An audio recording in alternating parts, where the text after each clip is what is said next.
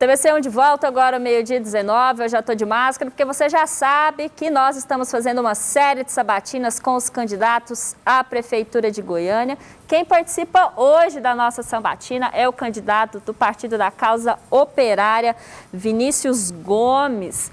As datas das entrevistas foram definidas por sorteio e a entrevista será retransmitida também pelas rádios Brasil Central AM e RBC FM. O candidato terá 15 minutos, sendo o último minuto para as suas considerações finais. O nosso cronômetro já está na tela, então boa tarde, candidato. Começa agora a contagem do nosso tempo.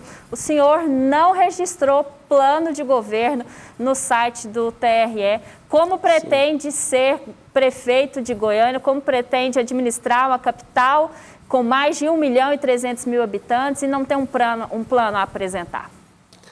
Na verdade nós temos um plano, mas não optamos por não rejeitar, porque nós sintetizamos esse plano na palavra de ordem a nível geral e a nível nacional, que nós temos uma defesa histórica, defesa de conjunto contra o governo do Bolsonaro. Nós levantamos a palavra de ordem fora Bolsonaro e com a declaração do Lula no 7 de setembro a gente também declara que os processos que nós consideramos todos injustos contra ele sejam cancelados e que os direitos políticos e eleitorais dele sejam recuperados e que ele possa, em 2022, disputar o pleito. Então, a gente tem um programa que vai além das demandas específicas do município. O partido considera que não adianta a gente discutir um plano local se a gente realmente não fazer uma discussão nacional, porque o plano nacional, ele determina, ele é mais importante do que as questões municipais, mas evidentemente que nós estamos abertos a discutir também, né, as questões internas e as questões locais também, mas sempre lembrando que a gente está sobre um movimento de golpe que a direita continua ocupando cada vez mais os espaços institucionais, né, que isso representa mais privatizações, representa mais terceirizações, mais precarização do serviço na sociedade. Então, a gente de conjunto, a gente acha que é preciso as entidades e as organizações da classe trabalhadora atuar no sentido de dar uma resposta à altura com um esforço de mobilização popular para reverter o desenvolvimento do golpe no país. Seria isso. E como que o senhor pretende, então, administrar a Goiânia, sendo que não tem uma bandeira de gestão, está focado só no governo federal? O governo federal está instituído, o presidente está lá, ele está eleito, ele foi eleito, ele está lá. E como que o seu eleitor, então, vai conhecer as suas bandeiras, o que o senhor pretende fazer por Goiânia, se o senhor não apresenta quais são? Primeiramente, eu queria reafirmar, nossa bandeira é o Fora Bolsonaro. Mas a Goiânia tem problemas, além do fora Bolsonaro, né? O Goiânia tem problemas administrativos, de saúde, de educação, de transporte, de renda. A população precisa saber como que o senhor pretende atuar nessas frentes. Sim, a gente pode discutir esses problemas sem problema nenhum. A gente não vai negar esses problemas e nem a particularidade deles. Mas a centralidade da nossa atuação política, do sentido da nossa candidatura, tem esse eixo fundamental. Entendeu? A gente não nega, não vamos discutir essas questões, mas a gente discute sobre essa condição especial que a gente vive no momento, que é a ascensão da política da extrema-direita, né, e do golpismo. Né? Então, a gente pensa nessa perspectiva. O senhor, como morador de Goiânia, quais são os principais problemas que o senhor visualiza aqui na capital? Do ponto de vista, de acordo com a pandemia, a gente tem uma caracterização muito grave a ser colocada, que em plena pandemia tem locais que estão correndo riscos de serem despejados. Então, nós somos totalmente contra os despejos no período da pandemia. Né? A gente teve um despejo truculento no setor São Marcos, na região noroeste aqui de Goiânia, que eu me lembro eram umas 15 a 20 famílias. A repressão só não foi maior porque teve uma mobilização dos setores sociais para que não acontecesse uma repressão maior. E do ponto de vista, no Jardim Novo Mundo também tem o Residencial Lotus e o setor da Vila Emanuele também, que são quase 500 famílias. E a gente é totalmente contra qualquer despejo em período de pandemia e a gente luta pelo direito à moradia a ser assegurado também. Tem essa questão da moradia e o em segunda-feira dessa semana, o prefeito assinou um decreto que estabelece o retorno às aulas, se eu me lembro bem, 9 de novembro. Né? Então, nós somos totalmente contra isso aí, porque é uma coisa que a gente acha que essa questão da pandemia já deveria ter sido resolvida. Né? Até agora a gente está nessa discussão se compra ou não a vacina, se isso é viável ou não. O governo federal não levou essa questão a sério, como deveria, na nossa opinião. Né? O governo do Bolsonaro nunca levou isso a sério, era a famosa gripezinha. Né? E o que acontece é que a nossa posição é que a gente não pode voltar às aulas, a gente só sofre o risco de ter uma recontaminação. E como aconteceu em outros países, né, as escolas voltaram, as igrejas voltaram e o número de óbitos, de contaminação aumentou bastante. Então, isso é uma grande responsabilidade, né, e que não é só um problema do município de Goiânia. O Rio de Janeiro também está assim, outras cidades também estão assim. Nós somos totalmente contra o retorno às aulas agora. E tem a questão das igrejas também, né, que tem existe uma orientação para que se possa votar até 50%, né, das pessoas. Então, a gente acha que a gente corre o sério risco de ter uma recontaminação em massa e ter que voltar a ter medidas mais restritivas posteriormente. No dia 1º lá de janeiro, depois de empossado, caso o senhor seja eleito prefeito, qual que vai ser a primeira medida que o senhor vai assinar? Assim, a gente não pensa a política enquanto fenômeno individual, a gente pensa de conjunto.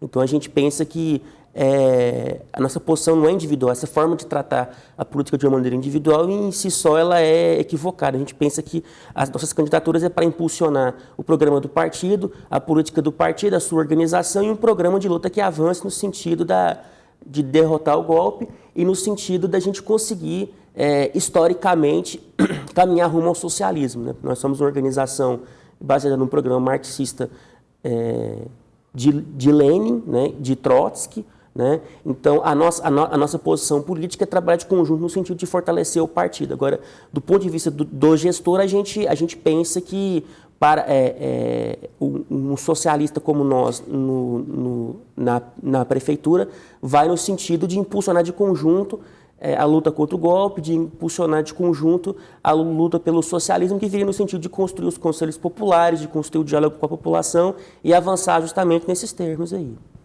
Bom, o senhor, como representante do Partido da Causa Operária, certamente, então, está totalmente ligado aos problemas dos trabalhadores, né? E a gente sabe que transporte público é uma questão, inclusive, não só na capital aqui em Goiânia, como em várias outras cidades do nosso país. Queria que o senhor falasse, então, por exemplo, sobre as obras do BRT, se o senhor é a favor ou contra o que está acontecendo aqui, se esse movimento teria continuidade numa possível gestão sua, o que tem que melhorar no transporte público em Goiânia para atender aos trabalhadores?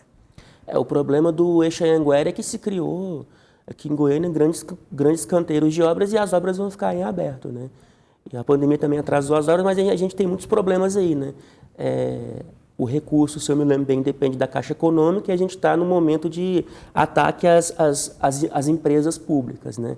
Então tem esse problema, a gente tem o problema da pandemia que atrasou a obra, a gente tem o simples fato de que o prefeito, eu creio que só para mostrar serviço, abriu várias frentes de obra e ficou tudo aberto. Como tudo na vida a gente tem que se concentrar, né? E fazer uma coisa de cada vez, essa prefeitura simplesmente não fez isso. Né? Essa obra do BRT Norte-Sul, ela é uma obra que tem projetos, se não me salva a memória, desde a década de 80, quer dizer, uma coisa que já poderia estar pronta aí há muito tempo, né? E uma obra que se iniciou durante o governo do Paulo Garcia, inclusive falecido Paulo Garcia já, né? E que vem aí sendo atrasada, né, de maneira muito clara. Então, a nossa posição razoável é fazer uma coisa de cada vez. Né? E essa cultura de fazer obras e mais obras, isso aí tem muito a ver com a mecânica da relação que a Prefeitura estabelece com as empreiteiras e com a maneira que se dá as parcerias privadas. Né? Isso é bom. E nós, inclusive, defendemos que, como princípio, a gente não deva fazer parceria com o setor privado. A gente acha que a gente deva evitar isso ao máximo, porque o próprio Estado tem condições de arcar com esse recurso. Sobre o transporte, a gente também defende a tarifa zero e a gente defende a estatização do transporte sob o controle dos conselhos, como eu já falei anteriormente. Como que a Prefeitura pode manter uma tarifa zero para a população? Da onde que ela vai tirar esse dinheiro, custear essa... Porque é uma despesa bem onerosa, né? Aí entra lá no começo da nossa discussão, que a gente acredita que a possibilidade de custear isso aí não vem. Eu não acredito, como os setores da esquerda falam, que o IPTU vai conseguir cobrir a tarifa zero. Então a gente vê que é preciso uma política articulada nacionalmente, a nível de Estado e União, para garantir essa tarifa zero também, como a própria saúde é tratada como uma responsabilidade do SUS, é uma política entregada nacionalmente, passa pelo Estado e pelo município, a questão do transporte deveria também ser colocada em prática. Mas O orçamento da União e do Estado também. Mas me restou uma dúvida aqui. O senhor falou que podia fazer uma parceria do Estado e União com o município para custear o transporte zero. Porém, o senhor fez ataques graves ao governo que está, o governo federal. Como que vai fazer essa ponte, então, para a gente conseguir a tarifa zero se o senhor está atacando o governo federal? A gente teria que derrubar o governo Bolsonaro primeiro, né? Aí seria essa condição também, né? Só seria, não teria como, né? Porque ele é um governo que não é de desinvestimento. O ministro dele é o Guedes, né? Que é um sujeito que acha que o Estado, que o Banco do Brasil é uma porcaria, né? Que as estruturas públicas elas têm que ser privatizadas de maneira imediata, né? Então a gente teria que derrubar esse governo primeiro. Bom, uma das bandeiras que eu vi lá no Instagram, não sei também se é o Instagram oficial do partido, é que defende um salário mínimo de R$5.000. E aí eu queria perguntar para o senhor como que isso poderia se sustentar dentro do funcionalismo goianiense, né, pagando esse valor, então, na estrutura do funcionalismo e também se aplicando isso na sociedade de um modo todo. Essa é uma das polêmicas que o partido sempre entra em contato, né? As pessoas acham que isso é inviável, mas a gente pensa que não, porque esse valor ele tem que ser pensado dentro de um cálculo geral. Como, por exemplo, qual é o custo para a saúde, qual é o custo para a educação, qual é o custo do transporte. Quer dizer, a questão da tarifa zero, por exemplo, eu acho que um exemplo que a gente pode dar, por exemplo, é o salário mínimo que na China, na Cuba, que as pessoas falam assim, nossa, mas as pessoas ganham, sei lá, ganham $50, ganham, sei lá, $20, isso é uma mixaria. Na verdade, não, porque o salário que elas ganham, isso aí tem uma série de garantias ali que já está assegurada à população. Quer dizer, se você fosse atualizar em termos de poder de compra, de acesso a serviço, o salário seria bem maior. Então, a gente tem que colocar isso na balança também, né? Primeira coisa, porque senão fica parecendo uma coisa muito irrealista. Porque Mas aí o senhor está promovendo, está defendendo um salário mínimo de R$5.000 e também programas sociais, né, serviços sociais a custo zero para a população. Aí não ficou desequilibrada essa balança? Não, por exemplo, o DIEESE ele tem um cálculo parecido. De mais ou menos 3.000 e... Seria mais de 4 já, por conta da situação atual no país. Né? Não então, chega aos 5.000 que o partido propõe. Porque a gente acha que o cálculo deveria ser mais...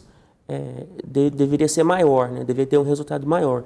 Então, a gente tem que levar essas características aí. Porque o que leva o cálculo no DIEESE a ficar cada vez mais alto? É justamente a inflação, a perca do poder de compra da população, o encarecimento do serviço. Mas lá leva também em consideração a questão de saúde, né, educação, né, esses fatores que, né, na sua proposta de governo, defendido pelo seu partido, possivelmente, custo zero para a população, não seria isso? Sim, mas se a gente tivesse isso, evidentemente que a própria perspectiva desse valor de 5.000, né, ele seria reduzido e você teria um aumento de qualidade de vida da população. Então a gente tem que levar essa consideração, né? Às vezes a gente joga a coisa do ponto de vista quantitativo, mas isso tem que estar arraigado na capacidade de acesso ao serviço, porque se você for ver uma família de classe média consome lá quase 20% com plano de saúde.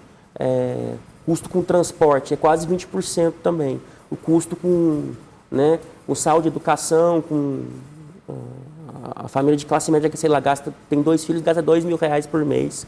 Então, quer dizer, o custo já é uma coisa muito alta. Isso também, a gente pensar no trabalhador comum também, seria a mesma coisa, né? Ele não precisaria ganhar R$5.000 se você tivesse um serviço estruturado, mas tal como deveria ser R$5.000. Isso é para ter uma noção daquilo que é necessário para sobreviver. Né? Bom, a gente já vai entrar, então, no minuto final. Candidato, quero abrir para as suas considerações finais. A nossa orientação, nossas candidaturas são coletivas, definidas em conferência nacional, e eu gostaria de reenfatizar a importância que a gente tem de traçar a luta nacional a gente tem que deixar claro, é preciso trabalhar no sentido de derrotar o governo Bolsonaro, de superar esse governo, e a gente não vai conseguir fazer isso fazendo acordo com os setores do Centrão, inclusive agora teve um grande acordo. A gente não defende uma política de frente ampla para isso, para desgastar o Bolsonaro. A gente defende um esforço de mobilização popular, de diálogo com toda a classe trabalhadora.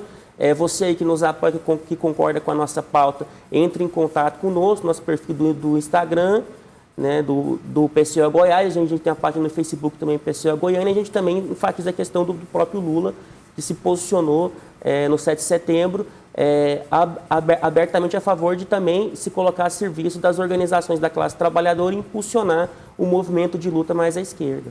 Bom, tempo encerrado. Eu agradeço a participação do candidato Vinícius Gomes, do PCO, aqui na sabatina do TVC Notícias, primeira edição. Te desejo uma boa tarde. Obrigado.